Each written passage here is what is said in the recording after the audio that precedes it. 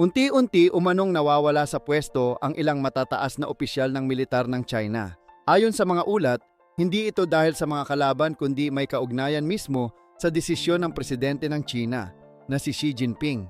Ano kaya ang dahilan ng mga pagbabagong ito? At inilunsad na ng China ang kanilang bagong barko sa karagatan o ang pinakamalaking amphibious assault ship sa mundo? Isa itong malinaw na pagpapakita ng kanilang lumalakas na puwersa sa naval warfare.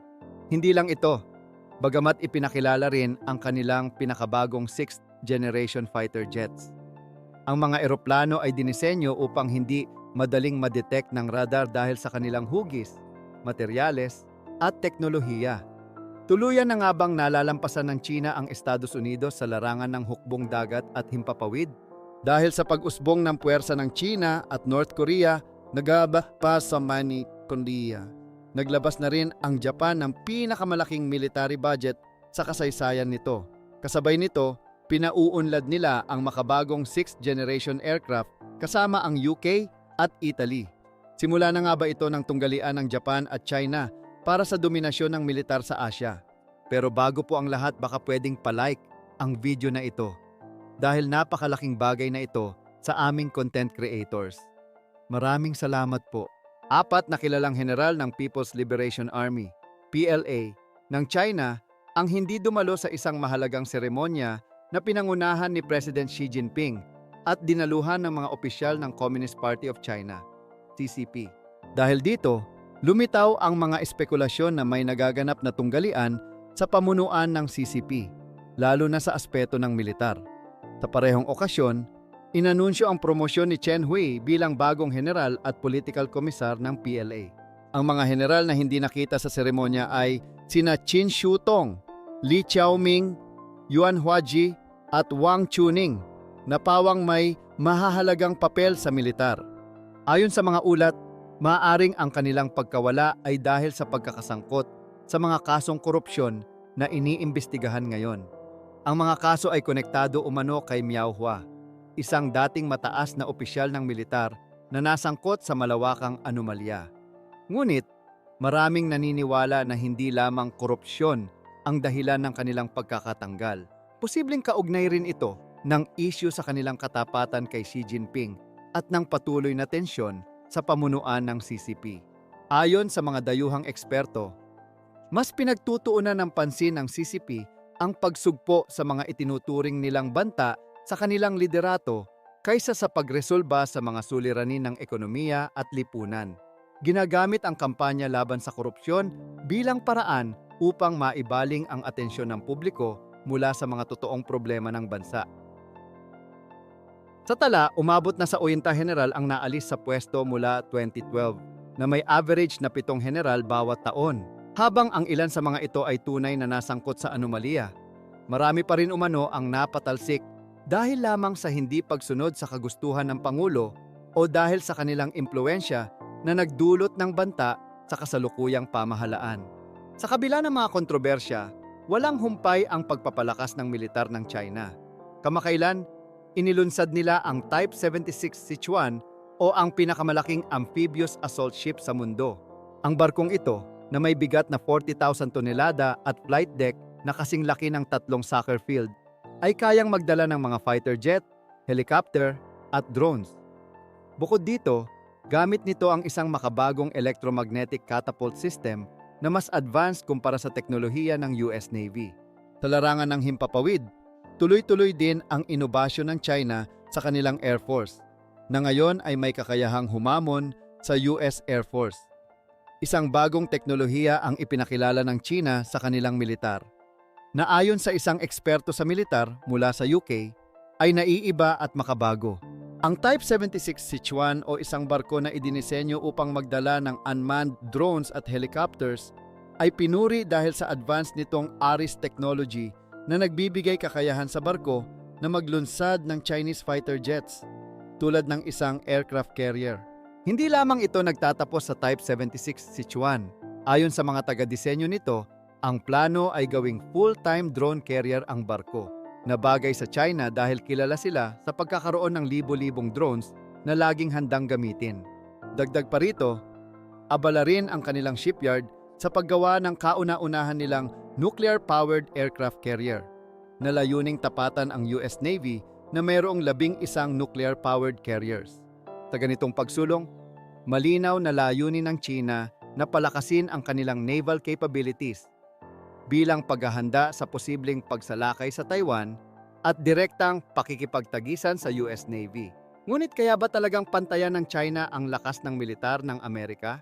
Bukod sa pagpapalakas ng kanilang hukbong dagat, kamakailan ay nagsagawa rin ang China ng test flight para sa isang bagong stealth fighter jet. Bagamat walang opisyal na kumpirmasyon mula sa militar ng China, mabilis na kumalat pa rin sa internet ang mga larawan ng eroplano na itinuturing ng marami bilang makabago at teknolohikal na advance. Ang disenyo ng jet na ito ay diamond shape o walang nakikitang buntot o vertical stabilizers upang mapanatili ang stealth capabilities nito. Ang sistema ng stabilidad nito ay pinapatakbo ng computer ayon sa mga aviation expert. Hindi rin nakaligtaan ng China ang simbolismo at isinagawa ang test flight sa kaarawan ni Mao Zedong, isang malinaw na mensahe ng lakas at kahandaan sa kanilang mga karibal, lalo na sa US. Gayunpaman, may mga eksperto na nagsasabing hindi ito masyadong naiiba sa mga stealth aircraft ng Amerika, tulad ng B-2 at B-1 bombers. Sa kabila ng modernong disenyo at teknolohiya, marami pa ring aspeto ang hindi malinaw, tulad ng iba pang capabilities ng jet na ito. Bagamat pinakamalaki ang hukbong dagat ng China sa buong mundo, hindi pa rin ito kinikilala bilang pinakamalakas. Ayon sa mga eksperto, ang US Navy ang nananatiling nangunguna sa kalidad ng armas, karanasan sa digmaan, at kakayahan sa logistics. Ang pagiging handa ng US sa paggamit ng kanilang mga kagamitan, tauhan, at reserbang armas ay hindi matutumbasan ng China sa kasalukuyan. Ang karanasan ng US Navy sa aktwal na labanan ang isa pang malaki nilang kalamangan. Bagamat patuloy na umuunlad ang teknolohiya ng China, kulang pa rin ito sa estratehiya at praktikal na karanasan sa malakihan at pangmatagalang labanan sa karagatan. Sa kabila ng mga hamon, patuloy ang pagtaas ng budget ng US military, lalo na sa inaasahang paglakas ng ekonomiya nito. Inaasahan ding maglalabas ang Amerika ng mga bagong kagamitan upang mapanatili ang kanilang pangunguna sa pandaigdigang militar. Ayon sa mga eksperto sa larangan ng militar, bagamat malaki na ang ipinagbago ng Air Force ng China, malayo pa rin ito sa kalasag ng US, lalo na sa aspeto ng mga advanced na teknolohiya at kagamitan. Hanggang ngayon, ang US pa rin ang nangunguna sa bilang ng mga fighter jets, bombers, at mga special mission aircraft. At meron din itong malawak na global refueling system na isang malaking lamang sa mga malawakang labanan. Hindi maikakaila na sa larangan ng aerial warfare, malaki pa rin ang kakulangan ng China, partikular na sa kakayahan nitong magtangkilik ng mga military refueling systems. Samantalang ang US ay mayroong mga nuclear-powered aircraft carriers at higit sa 800 na military bases sa buong mundo na nagbibigay sa kanila ng dagdag na puwersa sa mga labanan. Bagamat ang China ay may malalaking pondo at kagamitan, nananatiling mahina ang kanilang kasaysayan sa aktwal na laban.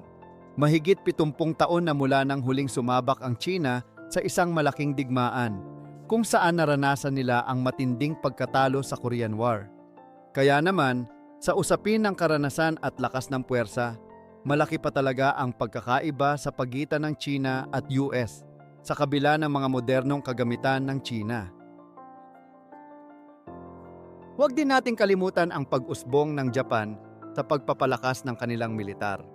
Kamakailan lamang, inaprubahan ng kanilang gobyerno ang pinakamalaking defense budget sa kasaysayan ng Japan na umaabot sa 8.7 trillion yen o $55.1 billion.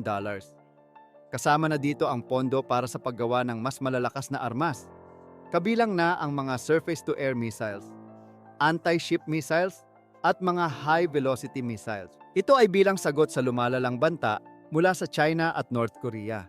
Hindi na rin bago ang pagbabago sa pulisya ng Japan ukol sa paggawa ng mga armas panggera dahil sa kanilang matinding karanasan noong World War II.